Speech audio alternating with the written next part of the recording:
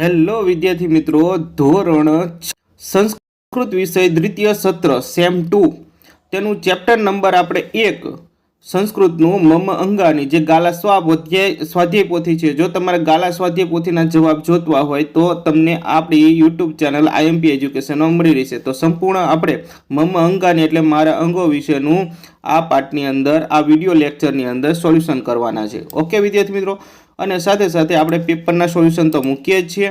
તો તમને most IMP આપણી આઈએમપી એજ્યુકેશન ચેનલમાં મળી રહેવાના છે. તો આપણી આઈએમપી એજ્યુકેશન ચેનલ છે એને સબસ્ક્રાઈબ કરવાનું ભૂલતા નહીં. ચાલો, પહેલો પ્રશ્ન છે અહીં, જેમાં આપણે કીધો છે સાચો વિકલ્પ શોધીને તમારે બોક્સમાં લખવાનો છે, આ ખાનામાં લખવાનો છે. ઓકે, તો આપણે લખેલો છે અહીં. તો જોઈએ કે અહીં મસ્તકમાં શું દર્શાવ્યું છે. તો માથા ઉપર તીર શેના ઉપર છે? વાળ ઉપર છે.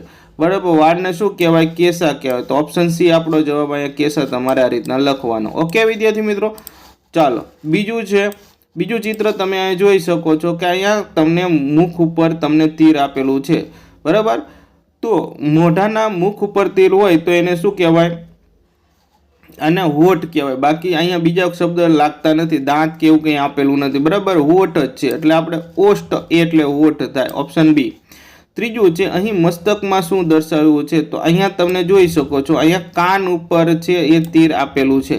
એટલે તીર તમારે ખાસ જોવાનું છે, એટલે કર્ણ કહેવાય. શું કહેવાય ને? કર્ણ.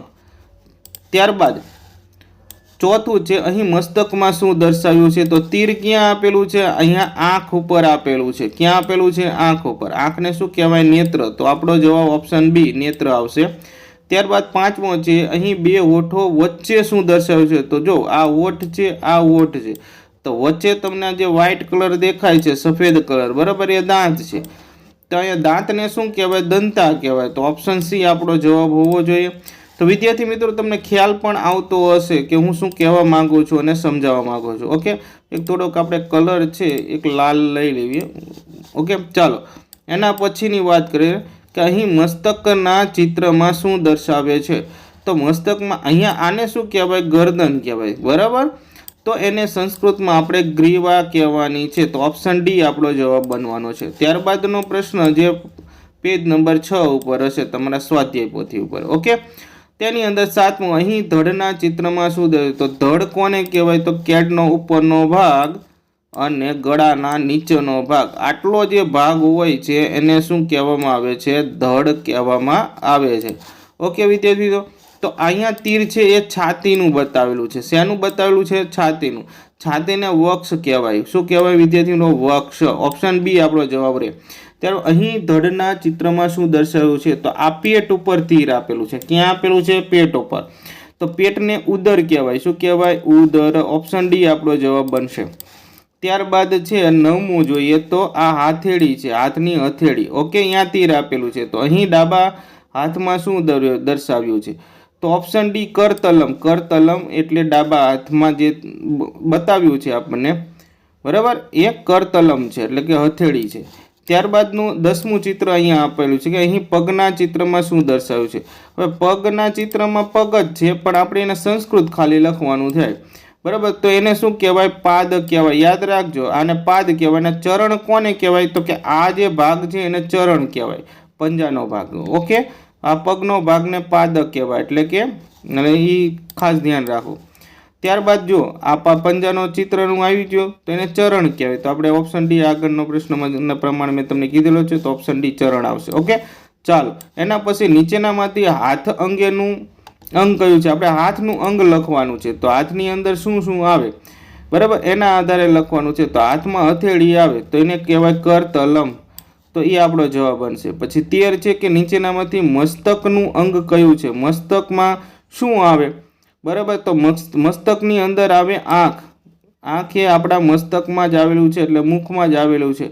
બાકી આ ઉદર છે, ચરણ છે ને વક્ષ છે એ તો ગળાના નીચેના ભાગની વાત છે. બરાબર, તો મસ્તકમાં ના આવે. ત્યારબાદ 14 છે મસ્તકના અધઃ ખાલી જગ્યા અસ્થિ. એટલે મસ્તકની નીચે શું છે એમ કે છે? અધઃ એટલે તો કંધરા આવે. ખરેખર કંધરા એટલે શું થાય? ખંભો. ભલે આપણે ઓલા પાઠની આપણે કાવ્યની પાઠની અંદર નથી આપેલું, બરાબર ને, મમ અંગાનીમાં, પણ આપણે આમાં લખવાનું છે. પછી મુખે એકા ખાલી જગ્યા વર્તતી. તો મુખ ઉપર એક જ હોય એ શું હોય? જીવવા. શું આવશે? જીવવા. ઓકે વિદ્યાર્થી મિત્રો, ચાલો. કરાભ્યામ અહમ કાર્યમ ખાલી જગ્યા, તો એમાં આવશે કરોમી. શું અહમ શબ્દ સાથે હંમેશા મી જ વપરાય, યાદ રાખો. અહમ કાર્ય કરોમી, બરાબર. ત્રીજો પુરુષ હોય તો તી વાપરવાનો. ચાલો, એના પછી 7મું પેજ આપણે સ્વાધ્યાય પોથીનું, ગાલા સ્વાધ્યાય પોથી સંસ્કૃતની. એમાં બીજો પ્રશ્ન જોઈએ. તેમાં વિધાનો આપેલા છે. ખરા વિધાન સામે ખરાનું અને ખોટા વિધાન સામે ચોકડીની નિશાન કરતું જવાનું છે. પહેલું જોઈએ પ્રશ્ન નંબર 1. લલાટનું પગનું એક અંગ છે. લલાટ એટલે મસ્તકનો કપાળનો ભાગ થાય, તો એ પગનું કહેવાય? ના કહેવાય ને, તો આપણે જે મસ્તકનો ભાગ કહેવાય. તો આ વિધાન કેવું પડે? ખોટું પડે. તો આપણે બોક્સમાં શું કરવાનું છે? ચોકડીની નિશાની કરવાની, ભૂલવાની નહીં. બીજું છે કે વક્ષ એટલે મસ્તકનું એક અંગ, બરાબર, એટલે છાતી થાય, તો એ મસ્તકમાં આવે? છાતી ના આવે. તો આ પણ વિધાન કેવું કહેવાય? ખોટું કહેવાય. તો એ આપણે ચોકડી કરવાની છે. ત્રીજું છે કે ઉદર. ઉદર એટલે પેટ થાય છે, શરીરના ધડનું એક અંગ છે. વાત સાચી, કારણ કે ધડમાં આવે. હમણાં આપણે પહેલા પ્રશ્નમાં મેં તમને દોરીને પણ બતાવ્યું હતું. ઓકે. પછી ચોથું છે કે નાસિકા, એ ધડનું એક અંગ છે. નાક. નાક એ મસ્તકમાં આવે, બરાબર, એ આપણા મોઢાનો ભાગ છે. એટલા માટે અહીંયા છે ખોટું આવશે. શું આવશે? ખોટું. તો અહીંયા ધ્યાન રાખવાની છે, અહીંયા ખોટું આવશે. ઓકે, ચાલો. એના પછી દંતા, ભોજન કરતી વખતે ઉપયોગી. તો જમતા વખતે દાંત ઉપયોગી થાય ને, ચાવવામાં, ફાડવામાં, બરાબર ને, તોડવામાં. તો એમાં સાચું આવશે, એટલે ખાસ ધ્યાન રાખવાની. ત્યારબાદનો પ્રશ્ન છે 6 કે ધડના અંગના લેખન કરવામાં ઉપયોગી છે. ધડનું ક્યાં આપણે લેખન કરવાનું? તો હાથ આપણે ઉપયોગી થાય, પણ એ ધડમાં ના આવે. એટલા માટે આપણે ચોકડી મારશું. અને ધડના અંગો રમત ગમતમાં ઉપયોગી છે. એ ક્યાં આપણે આવું પેટને છાતીનો વધારે આપણે રમત ગમતમાં ઉપયોગ કરીએ? તો ત્યાં પણ આપણે શું કરવાનું? ચોકડી કરવાની છે, ખોટું કરવાનું. ચાલો, હવે ત્યારબાદનો છે પ્રશ્ન નંબર 3. સંસ્કૃતના શબ્દના સાચા અર્થ તેની સામે આપેલા વિકલ્પમાંથી શોધીને લખવાના છે. તો અહીંયા 2 ઓપ્શન છે વિદ્યાર્થી મિત્રો. જો પહેલું છે કેસા છે, તો કેસાની સામે 2 ઓપ્શન છે કે નથી? જો વાડ ને વાડી, તો આપણે સાચો શબ્દ જ લખવાનો છે. તો કેસ એટલે વાડ થાય, તો અહીંયા વાડ જ લખવાનું છે. ઓકે. પછી ઉદર. ઉદર અને અહીંયા આપેલું છે ઉદર પેટ, તો અહીંયા યાદ રાખજો, અહીંયા ભૂલ છે, બરાબર. હિન્દીની અંદર ઉદર કહેવાય, પછી માથે મીંડું આપે તો ઉંદર કહેવાય, બરાબર, એટલે પેટ થાય અહીંયા, એટલે પેટ આપણે લખવાનું થાય. ત્રીજું છે ગ્રીવા. ગ્રીવા એટલે શું થાય? ગળું ડોક, બરાબર, તો આપણો ગળું ડોક અહીંયા લખવાનું છે. પછી હસ્ત એટલે હાથ થાય, તો એ આપણે હાથ લખીશું. ત્યારબાદ ચરણ. ચરણ એટલે શું થાય? પગ, તો એ પગ લખવાના છે. પછી લલાટમ. લલાટમ એટલે કપાળ થાય. ઓકે. પછી નાસિકા એટલે નાક થાય, તો અહીં નાક લખ્યું. તો આવી રીતના તમારે બધા જવાબ લખવાના છે. પ્રશ્ન નંબર 4 છે કે નીચેના પ્રશ્નોના ઉત્તર ગુજરાતીમાં લખો. તો પહેલું છે મસ્તકમાં અંગોના નામ લખવાના છે. તો મસ્તકના અંગો જેટલા પણ આપણે અત્યારે સુધી આપણે ઓપ્શનમાં બધામાં જેટલા માં બધા લખી જ નાખવાના. નાક, 2 કાન, આંખ, મું, બરાબર, જીભ, બરાબર, આ બધા મસ્તકના અંગ કહેવાય. પછી ધડના અંગો જેટલા આવે, તો છાતી અને પેટ એ ધડના અંગોમાં આવશે. ઓકે. ત્યારબાદ છે ત્રીજો પ્રશ્ન હાથ પગના અંગોમાં, એટલે કે હાથ અને પગમાં.